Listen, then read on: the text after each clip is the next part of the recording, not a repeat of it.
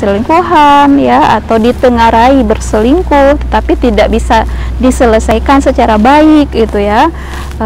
Nah, persoalan ini kan persoalan yang berkaitan dengan kemampuan berkomunikasi, bernegosiasi gitu ya. Halo, assalamualaikum teman-teman Inongso. Hari ini kita bersama seorang perempuan yang sudah sukses di dunia pendidikan dan pastinya juga di dunia karir. Beliau adalah seorang perempuan yang apa tuh namanya yang sudah menjadi seorang profesor ya, profesor perempuan termuda dan juga salah satu guru besar di UIN Araniri. Nah, hari ini kita akan ngobrol seputar dinamika perempuan karir. Kita sapa dulu profesornya. Halo, assalamualaikum Profesor Eka. Waalaikumsalam warahmatullahi wabarakatuh. Gimana kabarnya hari ini, Prof? Alhamdulillah baik. Baik ya. Biasanya perempuan yang berpikir, yang punya pikiran positif, itu jarang sakit. Oh gitu ya. Karena terhindar dari pikiran-pikiran negatif yang membuat imun kita turun biasanya pikiran negatif. Pikiran negatif. Salah satunya itu ya. Iya. Saya ingin tahu nih, Prof, apa tuh namanya? Ada nggak sih drama selama Prof Eka meniti karir? Kan mungkin ada cemoohan dari tetangga, apa tuh perempuan sekolahnya jauh-jauh, apalagi Prof Eka nih kan kuliahnya dari Belanda terus ke Australia. Itu ada nggak ya cemoohan dari lingkungan gitu? Dari lingkungan ya. Kalau yang ke pribadi itu belum pernah sih ya, belum pernah. Tapi bahwa dalam masyarakat kita itu memang ada anggapan perempuan tidak perlulah sekolah tinggi-tinggi, kan nanti ke dapur juga seperti itu ya. Atau kalau sekolah tinggi susah dapat suami. Itu ada gitu kan. Tapi kalau misalnya yang langsung ke pribadi sepertinya belum pernah ya. Atau mungkin ada tapi saya tidak tahu. Nah, itu. Bisa jadi juga seperti itu gitu kan.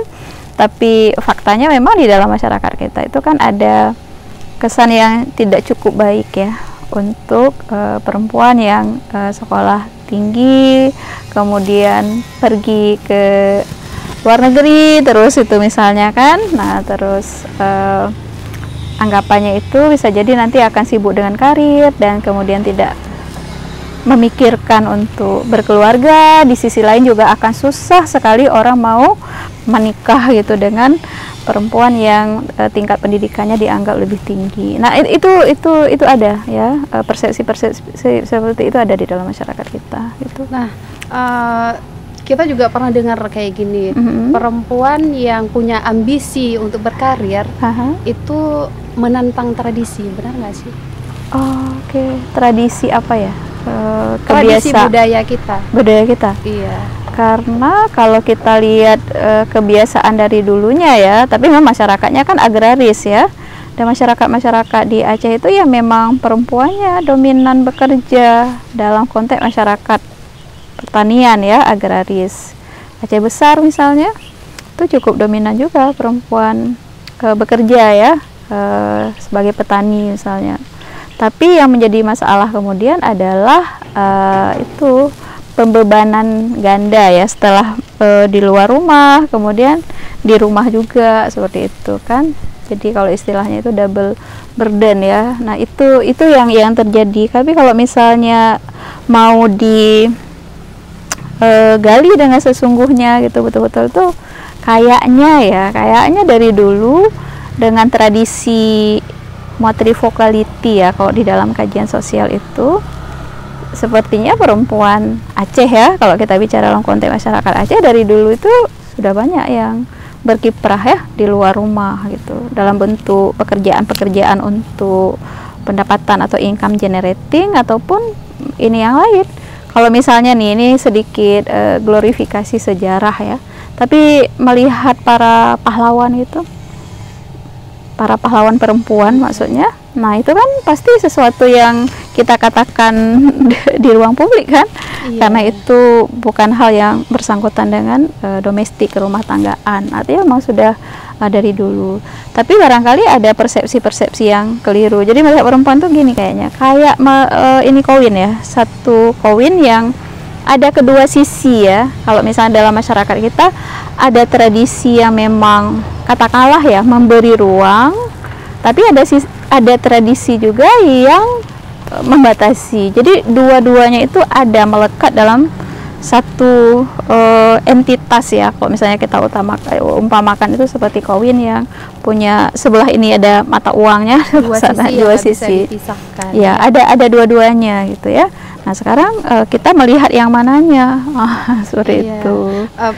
Berarti kalau dari penjelasan Prof Eka nih, kita perempuan ya khususnya yang di Aceh ini dari dulu udah bekerja sebenarnya ke sawah gitu kan. Tapi kenapa dari dulu nggak ada perdebatan gitu, nggak ada nggak dilarang gitu perempuan pergi ke sawah? Kenapa saat zaman sekarang itu perempuan lebih dominan ke kantor gitu? Kenapa saat perempuan bekerja di pemerintahan, di perkantoran, di perusahaan atau di mana itu karir dan dianggap berbahaya, yang dulu itu nggak apa-apa gitu ya? Itu ini kondisi yang menarik untuk dicermati gitu ya. Nah, kalau misalnya kita coba cari tahu, bisa saja atau barangkali ya, barang di kalian banyak barangkali karena kekhawatiran tidak bisa menyeimbangkan dengan keluarga gitu ya. Karena masyarakat kita kan sudah berubah ya dari konteks keluarga luas menjadi keluarga inti gitu ya. Kalau dalam keluarga luas kan itu banyak anggota-anggota keluarga lainnya yang membantu ya dalam hal pengasuhan dan sebagainya. Nah, ketika kemudian tidak sepenuhnya ya dalam masa transisi menjadi keluarga inti yang adalah hanya suami dan istri dan anak gitu. Kalau misalnya dua-duanya bekerja, nah itu kan ada tantangan tersendiri di sana ya, ada persoalan. Kalau bahasa Aceh itu nyen mereh-reh gitu anaknya kan, hana souruh mereh-reh. Nah, seperti itu mungkin ya. Jadi ada kesan seolah-olah kalau sudah karena kan asumsinya kan pencari nafkah utama itu kan dalam masyarakat kita itu dianggap adalah laki-laki gitu kan. Berarti laki-laki yang udah bekerja. Jadi kalau perempuan bekerja berarti kedua-duanya dimaknai ya pastinya bekerja. Nah, dalam konteks keluarga inti tadi yang tidak ada nenek, kakek, paman dan lain-lain, kan biasanya kalau keluarga luas itu kan ada beberapa kepala keluarga dalam satu rumah dan tidak semuanya bekerja. Jadi yang tidak bekerja ini kan bisa take care ya, bisa membantu dalam hal pengasuhan anak-anak. Nah, sementara ini tidak gitu. Jadi betul agak aneh juga kalau dari dulu sebenarnya sama-sama sudah pergi ke sawah gitu ya dalam masyarakat pertanian agraris itu, kenapa sekarang sepertinya kesannya itu kok berbeda gitu.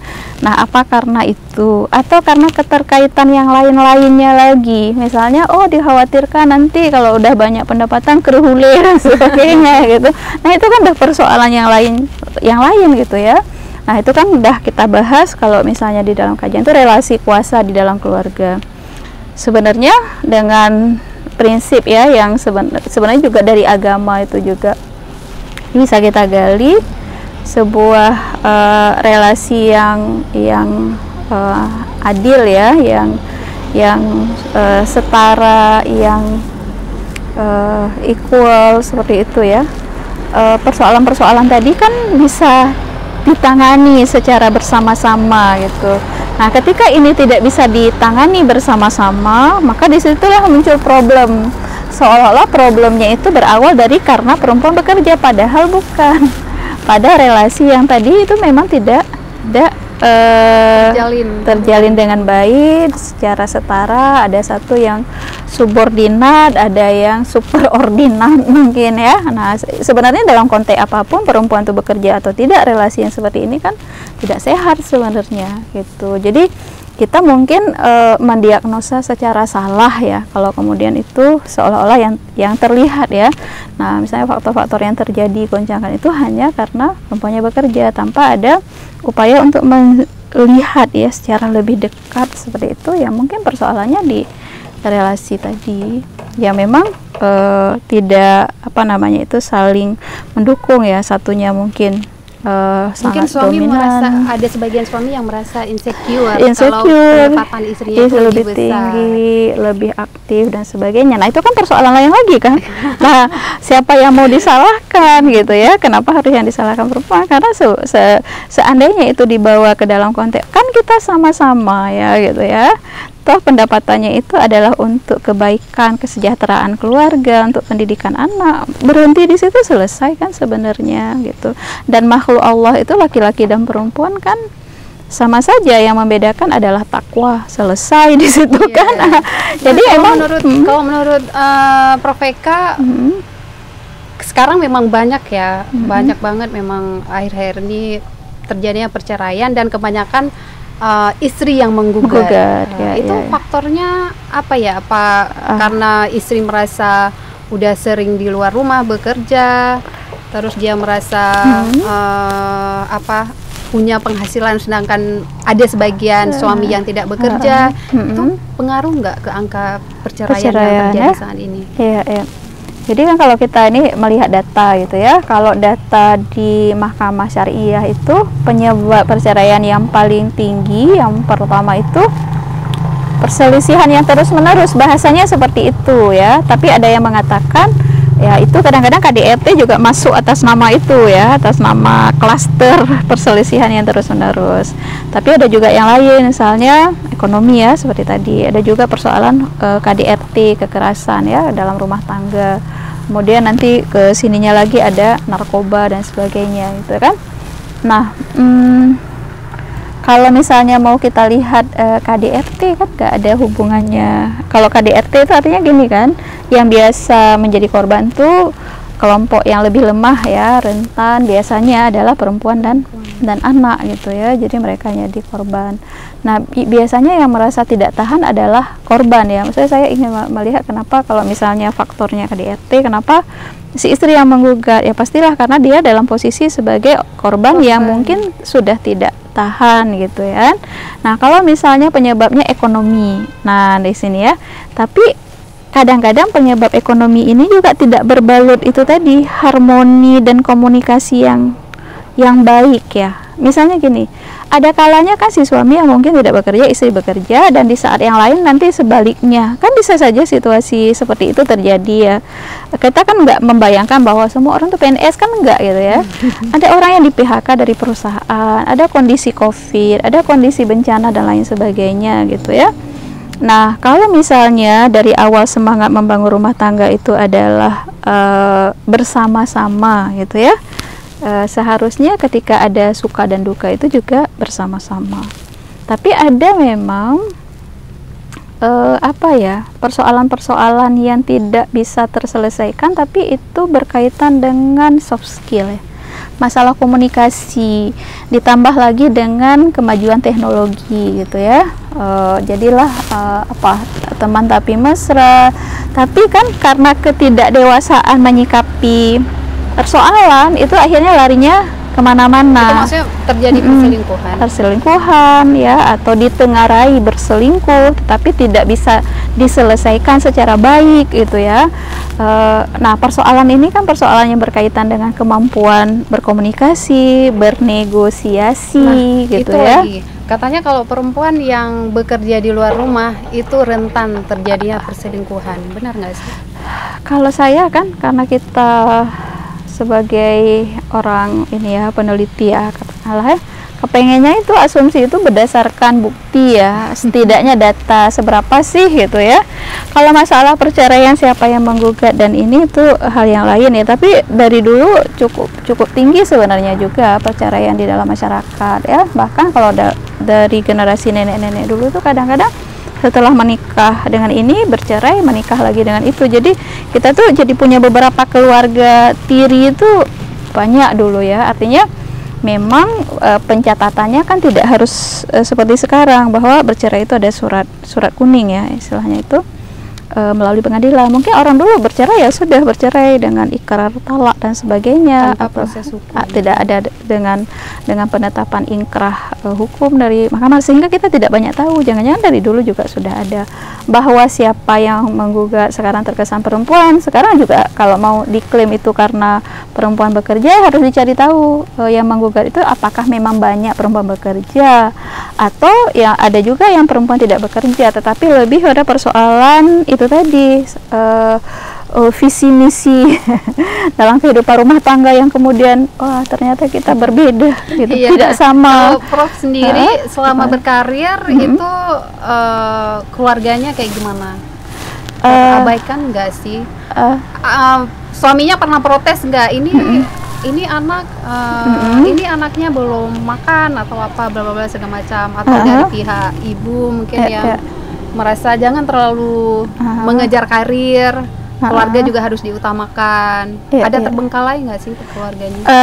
Iya, kalau saya mungkin pribadi ya, tapi kan tentu beda-beda ya pengalamannya ya, merasa bahwa justru keluarga ya, pasangan dalam hal ini suami yang memberikan support dan dukungan yang sangat besar. Jadi saya merasa kalau misalnya tidak ada dukungan dari suami, yang mungkin juga tidak bisa seperti ini, artinya melakukan pekerjaan-pekerjaan yang saya pikir bermanfaat tidak hanya untuk keluarga tetapi juga bagi di luar keluarga ya. Jadi kalau misalnya kita punya anak dua, kemudian kita fokus pada anak dua ini, sementara pada saat yang sama mungkin pengetahuan, sedikit wawasan bisa dibagi kepada orang lebih banyak lagi, mengajar misalnya, itu kan bisa berdampak pada orang lebih banyak, mengapa tidak gitu. Oh ini pengaturan keluarga gimana, kan tidak selalu ada orang yang membantu gitu ya di rumah.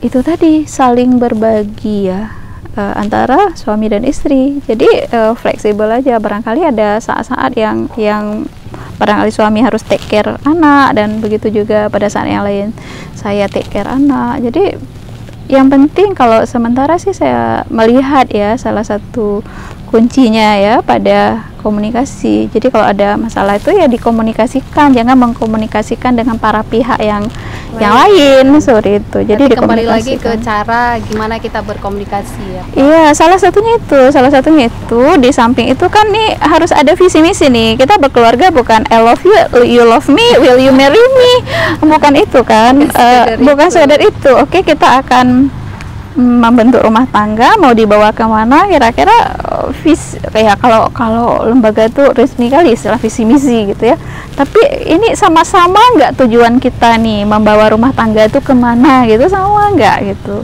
Nah itu yang harus dikomunikasikan terus menerus. Dan bagi saya pribadi, saya merasa sampai sekarang pun setelah 20 tahun lebih, 21 tahun lebih apa gitu berumah tangga, merasa bahwa kita masih terus belajar melakukan penyesuaian seperti itu kan, supaya harmoni ya. Kalau bahasa saya dalam buku itu mungkin seimbang ya, bahasa seimbang itu ya. Seimbang itu kan kalau kayak kita meniti tali kan tidak harus selalu tangannya itu tepat begini kan, tapi mungkin sekali-kali tangan kanan ke bawah, tangan kiri diangkat, atau tangan kiri yang di bawah, tangan kanan diangkat. Intinya jadi ya? iya itu kira perempuan yang udah sukses sekarang ada juga yang dicemooh gitu kan. Jadi kayak padahal dia udah sukses, karir dan keluarga tidak terbengkalai, tapi ada aja tetangga yang ngomongin atau lingkungannya yang ngomongin, tuh kan dia terlalu sibuk di luar bla bla. Kadang-kadang memang di dunia ini tetangga kita atau lingkungan kita seolah-olah dia lebih tahu dari hidup kita. Itu kayak gimana cara tanggepin kalau ada yang masih cemooh kayak gitu, Prof? Fokus pada apa yang ingin kita tuju ya. Kalau kita dengar semua orang, kita mungkin nggak akan bisa melakukan apa-apa gitu. Dan tidak semua yang dibicarakan, dibincangkan itu harus kita ambil pikiran ya. Kalau kita merasa bahwa ini kita berdua dengan keluarga, kalau misalnya anak-anak sudah besar juga bisa diajak bicara, kita oke, dan ini adalah sesuatu yang baik, kita meyakini ini adalah sesuatu yang memiliki nilai kemanfaatan, tidak melanggar norma agama, budaya dan sebagainya. saya pikir tidak ada yang harus dikhawatirkan ya, tidak ada yang harus dikhawatirkan. Kita itu menjadi apa ya, sakit mungkin ya kalau harus selalu membahagiakan orang lain ya, to please others ya. Pokoknya apa yang kita buat tuh semua orang harus senang, tidak itu enggak iya juga ya? Itu tidak mungkin. Nah, itu tidak mungkin.